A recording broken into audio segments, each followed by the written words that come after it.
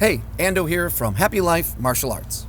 I just sat down with my Kung Fu teacher, Sifu Matt, for a little after-class chit-chat. I asked him if I could turn on the cameras so I could share what we were talking about with you. He said yes. So, in these clips, we talk a little bit about longevity in the martial arts. But the funny thing is, whether you're 10 or 100, I really think you'll find this advice helpful. So, here it comes.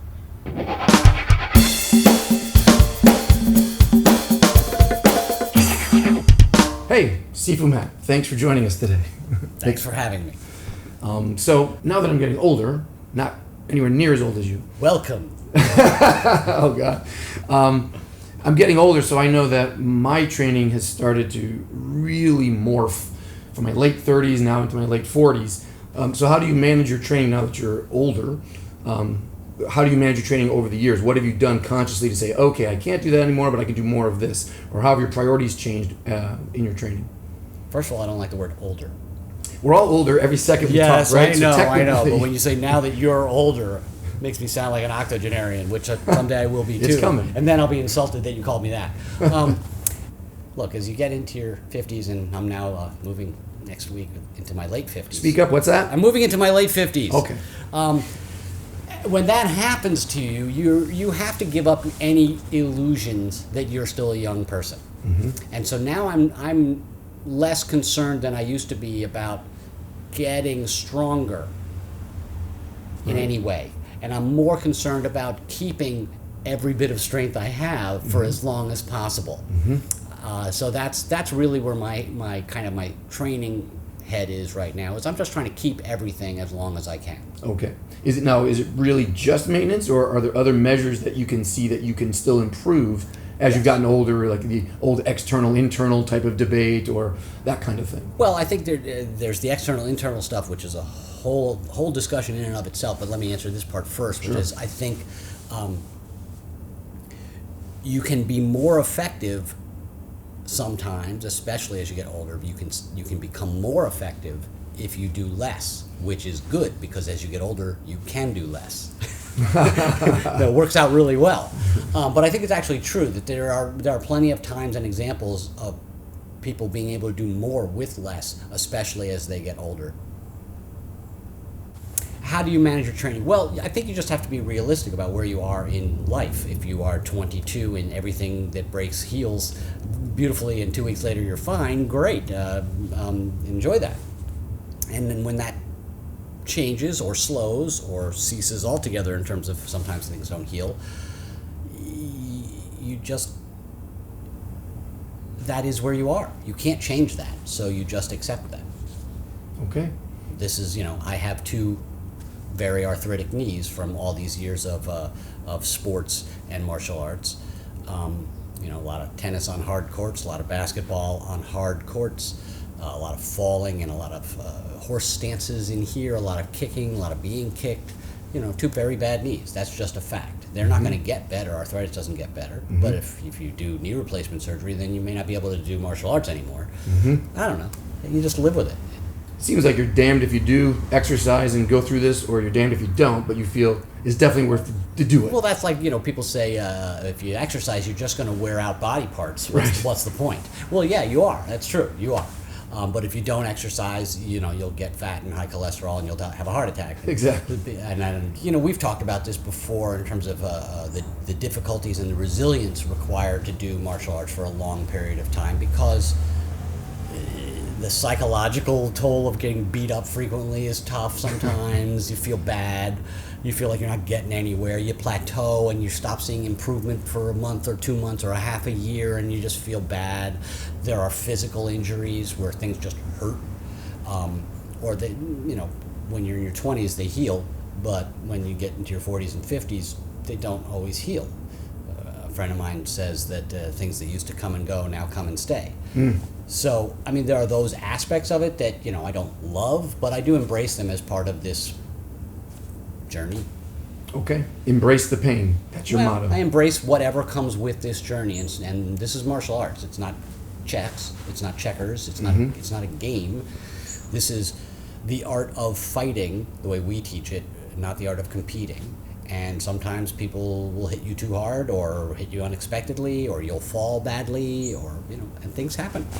And would you say, like, even just managing pain and accepting pain, that's the fighting spirit that you would want to bring into your martial arts anyway, because you have to learn how to roll with the punch and keep fighting anyway. Yep. So it's the persistence and the resilience that comes with, I guess, learning martial arts and learning anything else. You can learn these lessons from anything. Martial arts is a good vehicle for it, but you can learn them from dancing. You can learn them from, I don't even know. I don't know enough other arts. I don't have enough experience in other arts to say, but I know that you can learn resilience, patience, and persistence from anything. Sure. Well, you build calluses on your fingers from playing guitar, right? Calluses on your fingers from guitar, gardening, whatever. I mean, you can learn these are life skills, not specifically martial arts skills, but you can learn them through martial arts. Absolutely. So now let's talk about what are you doing differently today than 10 years ago or 20 years ago, so that even other people listening to this can say, yeah, when I'm 40 or 50 or beyond, I can still keep doing this.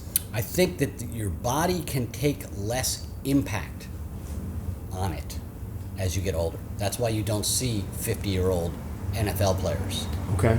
They can't. The body cannot take it. Sooner or later, it breaks. It gets brittle. And so, as I said earlier, most of my training right now is designed around keeping everything I can for as long as possible. And what that means is, I'm not on the mat as much as I used to be. I'm not taking hits as much as I used to be.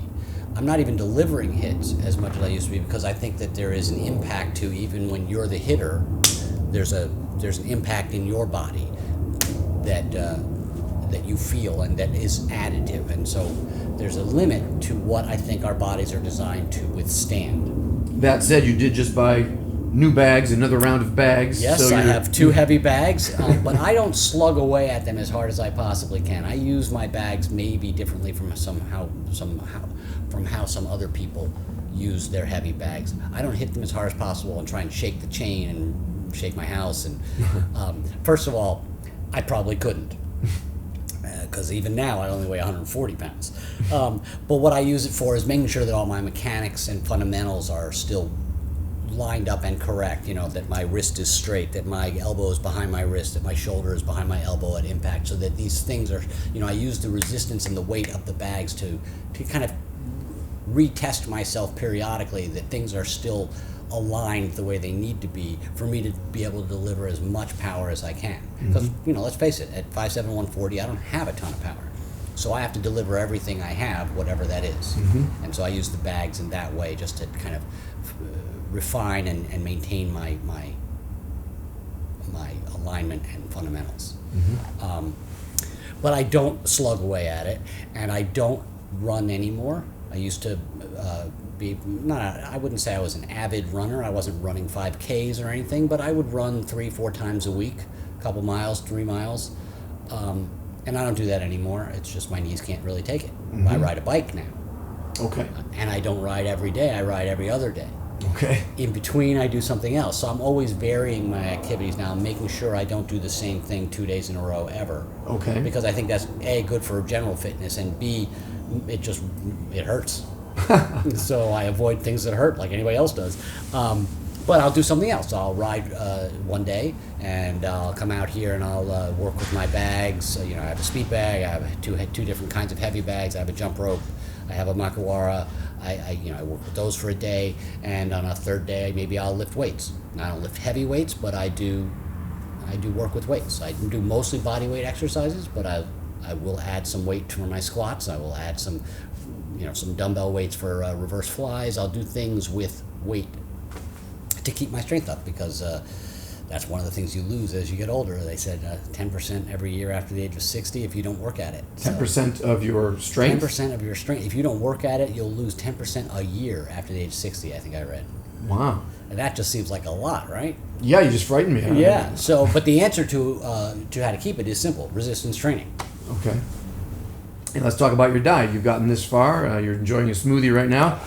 So what are you doing to support your body? A lot of people go for whatever the current fad diet is right now. It's, paleo or low carb diets. There were times where it was completely low fat, zero fat diets. There were times where it was high fat diets. I don't try to follow any of that. Okay. I don't, because I don't think in the long run, every time one of those fad diets comes in, and there's some studies that seem to support it, 10 years down the road, there's some studies that don't support it. It's the Woody Allen sleeper movie. It turns out 30 years from now, they'll find out smoking is good for you. I doubt they'll find out that smoking is good for you, but I actually think probably a better and smarter way to not be overreactive to these trends is to adopt the old Greek mantra of everything in moderation. So beer and pizza are still okay? Yeah, I still have a beer. I had pizza last night for dinner. I'm having a smoothie, which is a lot of carbs, a lot of sugar, fruit sugars, but also I put some protein powder in it. I don't know if that helps or not, but I try and cover my bases. I don't eat a high-fat diet, but I certainly don't eat a low-fat, zero-fat type diet. I don't eat. I eat spaghetti. So I love pasta. Spaghetti. So yeah, that's so 80s. What are you talking about? So I'm not a carbo loader, but I'm definitely pro carbs. Okay. I have some wine with dinner. I just think that I think we all want to know what the magic potion is, and I think the unfortunate reality is there may not be a magic potion. Just like with fighting. I think there may not be an answer. Once again, you have to find out what works for you. Eat what feels good to you, and don't eat things that make you feel bad. That's my advice. If it makes you feel sick after you eat it, or you feel kind of gassy, bloated, whatever, if you don't like how you feel after you ate it, don't eat it again. Please. Yeah, no, really. That's really simple. At least not before class, please. Yeah. Definitely not before class. But no, just don't make yourself feel bad. We're only here for a very short time. Mm-hmm. So do the things that feel good, that are good for you. I'm not saying do cocaine because it makes you feel good. That's bad for you. But do the things that make you feel good. Run if you like to run. Dance if you like to dance. Do martial arts if you like to do martial arts. That's what we're here for. Wonderful. Well, thank you very much, sir. Thanks for having me.